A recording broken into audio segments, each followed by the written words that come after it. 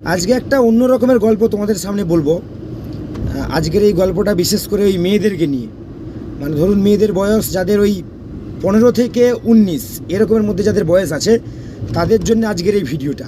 তো একটু মন দিয়ে আমার কথাগুলো শুনবে আর নিজেরা একটু বিচার করার চেষ্টা করবে যে আমি শেষ পর্যন্ত কতটা সঠিক বললাম কি ভুল বললাম। তো আমার প্রথম যে বক্তব্য হচ্ছে যে প্রেম করাটা এখন একটা ফ্যাশন হয়ে দাঁড়িয়ে গিয়েছে। প্রেম করছে সবাই, কারণ মেয়েদের বিয়ে হয়, ছেলেদেরও বিয়ে হয়।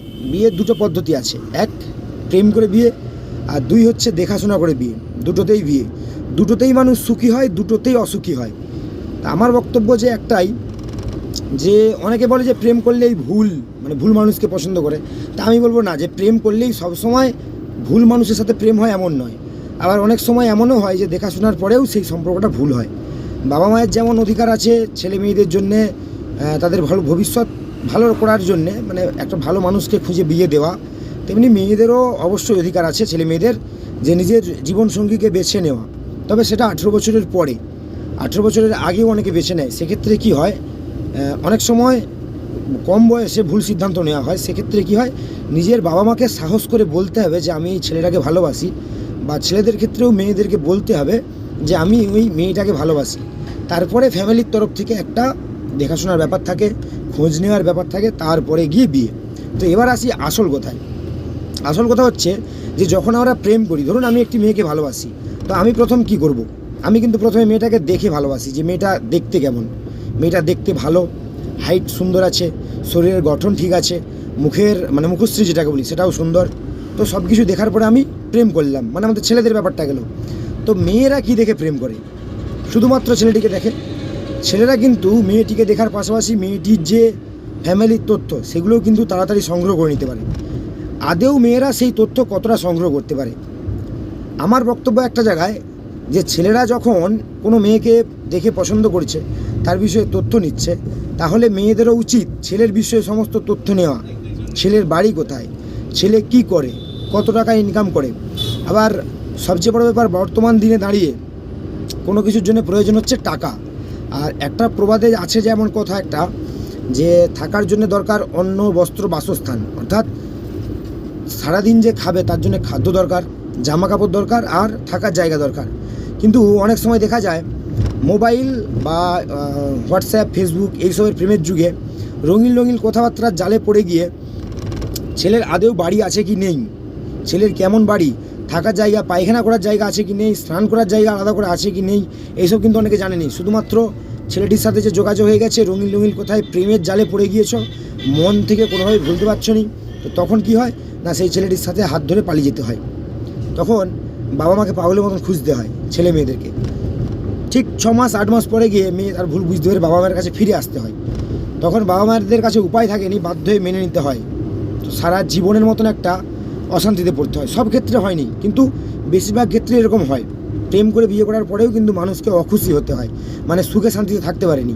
তো আমার সমস্ত মেয়েদের প্রতি বার্তা, মানে বোন, দিদি, তোমরা যে যাই বলো, দাদা, ভাই, যে যেই হিসাবেই ভাবো না কেন, আমার কথাগুলো একটু মন দিয়ে শোনো। যখনই কোনো ছেলের সাথে প্রেম করবে, নিজেদের যতগুলো সোর্স আছে সেই সোর্স দিয়ে কাজে লাগিয়ে ছেলেটার সমস্ত তথ্য খুঁজে বের করতে হবে আপনাদেরকে। যে ছেলের বাড়ি কোথায়, ছেলে কি করে, ছেলে মান্থলি ইনকাম কত।